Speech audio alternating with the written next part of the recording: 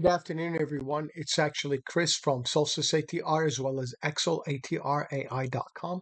You can find us on the websites, Twitter, Instagram, Discord.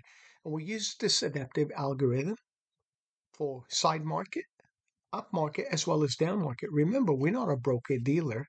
Our past performance doesn't indicate a future result. This is for education. In order to get this material, you have to get in contact with us to use it. Make sure you check the website policy before you do. Let's go to the first slide up here. What I did, I want to make it short and brief since we had a long weekend and Thanksgiving. I hope you enjoyed it with your family, friends, and loved ones. First of all, I put a couple of different sectors for the next couple of months you can keep an eye on the S&P 500. These are all the 11 sectors in the S&P. The Mega 7 or the Mega Fantastic 7, including Netflix. I usually include Netflix in there. I have Apple, Amazon, Google, and Google, which is a combination of those two alphabets. Meta, which is Facebook, Microsoft, Netflix, NVDA on there, and I duplicated it here by accident. Sorry that I did. I'll fix it on the charts. And the different sectors in mid cap, small cap, dividend yielding account. The ones I have marked in an underlying line, I want you to pay attention to them. Schwab dividend, small cap, mid cap, financials, and the real estate. And I didn't include XLP for one reason. We'll go over it next time, but I want to keep this video very short. I put the value play in the S&P. I put the bond sector, the short, the 7 and 3 and 10, the VIX, which is the fear gauging greed, the interest rate bearing account, and I put gold and silver in those sectors. The last but not least, I put the dollar, then I put the AUD/JPY, which is 6A for the Aussie dollar, 6J for the Japanese dollar, the AUD/JPY, AUD. I made a mistake here. It's supposed to be USD, CAD. This is another mistake I have to correct here.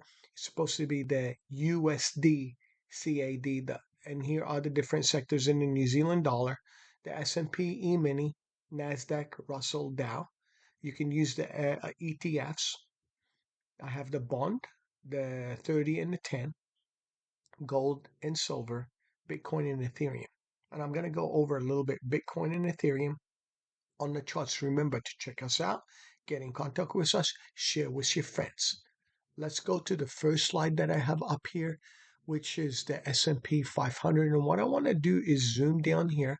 I picked up the annual chart from beginning of the year. You can see that annually it's showing you the 11/30 till November 30 highs of 2024 and 2023 lows in here before the December rally, the reset in January 5th.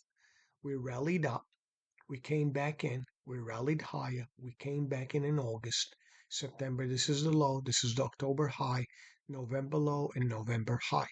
Is there going to be continuation grind to the upside? Possibly. We are in a wedge. And you can see that we consolidated, we came back, retested, bounced up. We are a little bit above the 6,017, or call it 18. We are grinding in this range. Is there going to be continuation all the way to the backside of the channel? Possible. But I have to keep an eye on the 18 simple moving average here. And one reason why, because this is the consolidation. If I take this gap here and this one in here, if I zoom in, I want to show it to everyone. You see this area when we gapped up, we never filled 100% of this gap. The only candle that came in, retested, and bounced off has this area been sufficient enough. What I'm going to do is get a box or an oval, grab this area here to this area here, and I'm just going to make it into an oval so everyone knows that there is a little bit of a gap in here that I am paying attention other than the retest of the down and the rally back up on light volume. Because if this comes back to the 18 SMA, falls through here, I'm going to look for the big gap. If there's going to be continuation, I'm looking for the upside. Let's now take a look at the NASDAQ and index. You can use the SPY, which is the SPX. The NASDAQ NDX is QQQ. But what I wanted to do is show the same area here. If I zoom in, this was the November low. This is the November high in the NASDAQ. But if I zoom in here, what I want everyone to pay attention to, This was the prior high in the Nasdaq. Let's call it 20,690 or 692. We consolidated, we broke up. We had these two gaps in here. Now we can see them that we had this gap, this big gap here, another gap here, and this gap in here, correct? When we went through them, we refilled those gaps here in consolidation. But if I draw a downtrend channel from here to here, we broke out of the first downtrend channel. Think of it as a fan. If I do get a fan in here, let's get a fan. I grab this high from here to this low here. You can see where that breakout happened, or even to here. You can see that this fan is a Fibonacci fan coming down and up from that level here. We broke up, tested the upside, but we are in a continuation to the up. But if there's going to be weakness and we cannot retest the prior high and break out in the open cone, which is the up channel here and the down channel here, and I cannot break up to this area here, what I can do is put a oval up here for both areas, which is the, oops, zoom in. I don't know why it did this. I'm going to put an oval here. What happened? Why is it doing this? Okay, up here. And I'm going to put an oval on the 50 SMA down here. These are the two areas I'd like to pay attention to when we're going up and down in case of a breakdown to the upside. If in case we break down to down here, that's the 50 and the SMA, and the backside of this gap fill would be very important to watching this consolidation here between these gaps in this area, because there's not much volume here. If I fall through, we can continue lower, but if I break up, I'm looking to the upside. But remember, the Nasdaq is a little bit more weaker due to the other sectors that are in it, which is, Apple, Amazon, Alphabet, Google, Meta, which is Facebook, Microsoft, Netflix, NVDA in the S&P 500, and Tesla, as well as in the S&P we have, the energy sector, discretionary, financial, utilities, material, consumer products, technology, real estate, industrial, healthcare, as well as telecommunication. What I want to do here in the NASDAQ, go put the XLF, which is the financial. And the reason why I want to show the financial, there's that big gap and there's continuation to the upside in the financial. Remember, the banks on the weekly chart are coming out of this area, out of this consolidation to the upside, like what happened to Bitcoin. If I zoom it in a little bit more longer on the not monthly, the weekly, and I go 5 years out, I want to show that this sector broke out, this consolidation. We are in continuation. Remember, if interest rates are going to come back down, are the banks going to be making money and the credit card companies? Then the last one is XLP, which is the consumer products. You can see they are a little bit lagging. The XLV, you can see the healthcare is a little bit lower. And XLE, you can see they're trying to break out. But the XLRE in the real estate, you can see that this downtrend that we had down here, we consolidated for a while in this box here. If we end up clearing this candle, is there going to be continuation to that 48.81, 48.85, where there's the shoulder, the head, the shoulder, and that was the neckline or the break of that shoulder, retesting it, falling further? Are we coming back to this area to break up and continue to the upside in real estate? Let's go now. Take a look at the E-mini. I'm going to use the micro ES. And the reason why I want to use the micro ES to show you the levels on the daily, if there's going to be continuation or not, and use the measured move. This is the weekly chart on the S&P 500.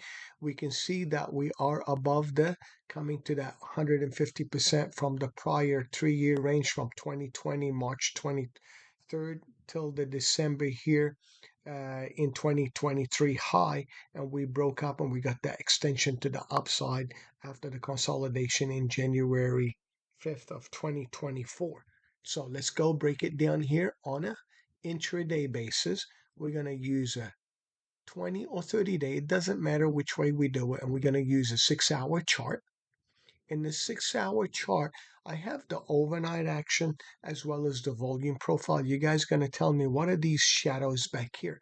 This is the volume profile in the overall market, and I'll explain it a little bit on a faster time frame, how to use it and be able to understand it. This is the shoulder. We looked up, we came back and broke down. So I consider this is a shoulder. This is the neck of it, that 61, let's call it 6,009. You can see it, 6,053, quarter the high. The low was here. We rallied back up at it, but if I zoom in here, we got the shoulder, the head, and this is a grind higher. If there's going to be continuation, this is last week's range. This is the Friday close here, but what I want to do, take the high and low for the week and do the measured move on it. So what we're going to do, get the high for the week, the low for the week. If I do an extension to the right side, edit the property, and I extend it back at least, a couple, 2 weeks out, or till the beginning of the month, so you can see how far where the consolidation is. Is this area very critical, the 50 simple moving average and the 50% retracement, or the zero line coming back to F3? Because the high and low, you can take the machine, you can see it took the low here from 2 weeks ago to this high and measured the high and low, and that's your 50%.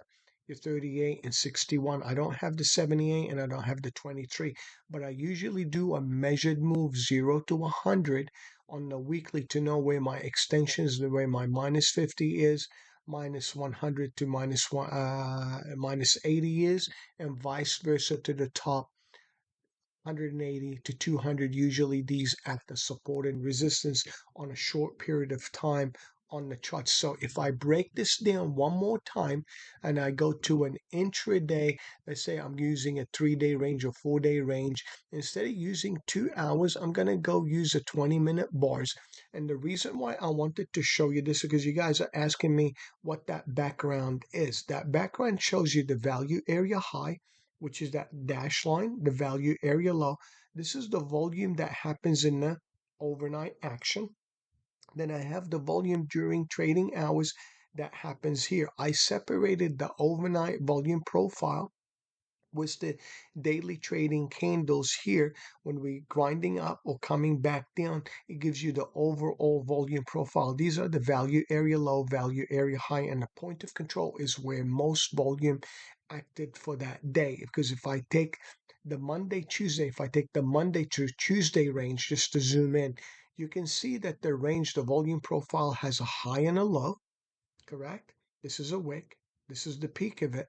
And it created a point of control here. In the overnight, we looked back to the prior day's range low, or open range low. I mean, we can call this open range low, open range high for the day. You can see where it is. And, you can draw a Fibonacci. It retested the area, grinded back up to the value area high, which is that dash line. And the following day, we looked back in where the close was. You can see the way the close is if you take a look at the 4 or the 5 p.m. Tested it, bounced off, we broke out through the value area high, and we grinded higher to the upside the next day. And this is the profile in the value area high, value area low, and the point of control. Usually the POC, if it's never been touched during trading hours, like this one down here, that's a point of control. If I know this is a point of control and I want to know where that point of control that's never been touched, I highlight it with a little arrow, and I just put this, and it gives me a point of control and a reference point. If I zoom down on the daily chart, when it's tested, it's no longer valid. See, when it fell back down, this was retested, no longer valid. So what I do, I remove it or I activate it, and I move it to the following day where the point of control is. If it's tested during trading hours, it's over. So the last but not least, because this is a point of control that's never been tested due to the short week holiday trading hours. This was the Wednesday trading hours. You can see where it is. It was never retested on the profile when we were looking in the next day, which was a short day on Thanksgiving, the Eurozone and Asia market. We never retested it. We grinded higher, came back in the overnight, double bottomed, rallied higher. This is the point of control in the overnight. We created a higher point of control, and I'll mark usually the next point of control that's never been retested. So coming back through it, no longer valid, you take it off. So we trade the value area high, value area low. If I'm looking towards the upside, I continue higher. I retest the value area high and bounce off. That's bullish. If I'm coming from the bottom and I'm testing the value area low, and I break through it and I close in, I'm looking for the point of control to value area high. But if I fall back through and the sentiment is bearish, then I fall through the value area low and continue lower. So these are the things I look for, as well as using the RSI 80-20 or 85 to 15 in relationship to the 50, which is the midpoint of the RSI. Most people use a 30-70. I have extended ours a little bit more so I can act on them, and I draw a downtrend channel or uptrend channel to know what the support is and what resistance and where the breakouts are. Because if I take a look from the prior day to the following day, hold on, let's get linear regression channel or downtrend channel or uptrend. You can see on that trend when it broke up, this was a long right here. And if I look at this one from here to here, or I take a look at this one, this is a lower highs, correct? And when I turn, this was an uptrend. So I draw a channel up here. Once it breaks through, no longer valid. So you're going to trade the direction of the moves on momentum.